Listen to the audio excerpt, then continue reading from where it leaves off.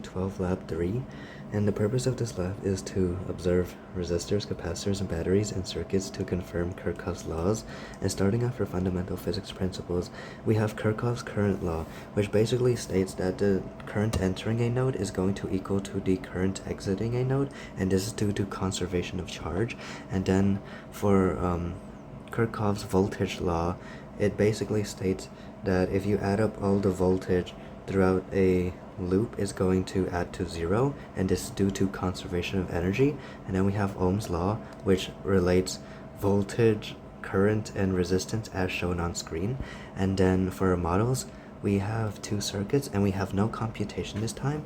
And for a brief preview of our results, we found that Kirchhoff's voltage and current laws both hold true, and then we also found that the charge and discharge times for a capacitor are proportional to the resistance value. And then for our system, starting off with our series circuit, the system there includes the wires, the batteries, resistors, and ammeters. And for the RC circuit, it includes the wires, batteries, a capacitor, and a light bulb that acts as a resistor, basically all the components that are inside our circuit. And the surroundings include everything else, such as materials that weren't used in the circuit but were very close or somewhat close to our experiments. And then to begin our experiment, we first set up a series circuit that included two batteries, two ammeters, and two resistors connected as shown on screen. And then we found that our measured current was very close to our predicted current, since we found an 18.8 milliamp measurement, which was very close to the 19 milliamp prediction that we had. And then we switched the ammeters to act as voltmeters, and they read the volts to be 2.8 volts.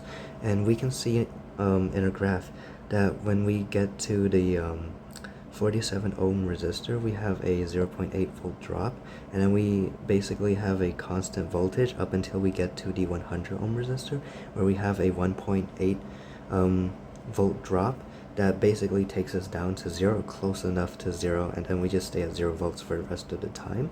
And then from there we find the potential difference by summing up like the voltage of all the components. And if you want to neglect the ammeter, you could, but without neglecting it, we get around a 2.7 volt, but you can say it's around a 2.6 or 2.7 volt potential difference, since we are neglecting the wires. And then when we get to the resistance, we again can neglect the ammeter, but for the 47 and for the 100 ohm resistors, we can see that our measurements are very close, since we have like a 42.5 and a 95.7 ohm reading respectively for each of the resistors. And then we are again neglecting the wires. And then moving on to our RC circuit, our expectation is that for both charge and discharge, we will see that the bulb will begin to glow, and then it will like slowly dim down. And then for a time constant, we see that it's T equals to RC, and this means that as R or C gets larger, we will see a slower charge discharge time. And then here are pictures of our RC circuit, and then we can see that for our 10 ohm resistor dash light bulb, we can see around a 6-second time for charge discharge. And then for the 20 ohm resistor, we see around an 11-second time for charge discharge.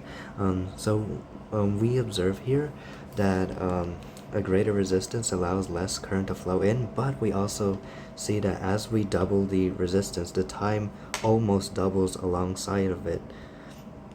And the possible sources of error include that we may have messed with the circuits in a way like with human error that may have caused some of the like slightly off readings, or maybe some of the equipment was not really working properly, although this is not likely an issue.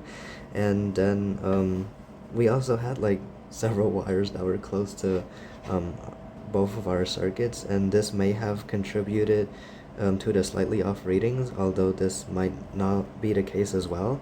And then For our results again, we see that the voltage and current laws hold true. We see that as we increase resistance, the charge discharge time will increase proportionally. And let's say that we had a capacitor with no resistor, then we expect an instantaneous full charge. But in real life, we don't get that because um, there will be resistance from some parts in the circuit, and that would basically that will basically not allow a full instantaneous charge. Thank you for watching.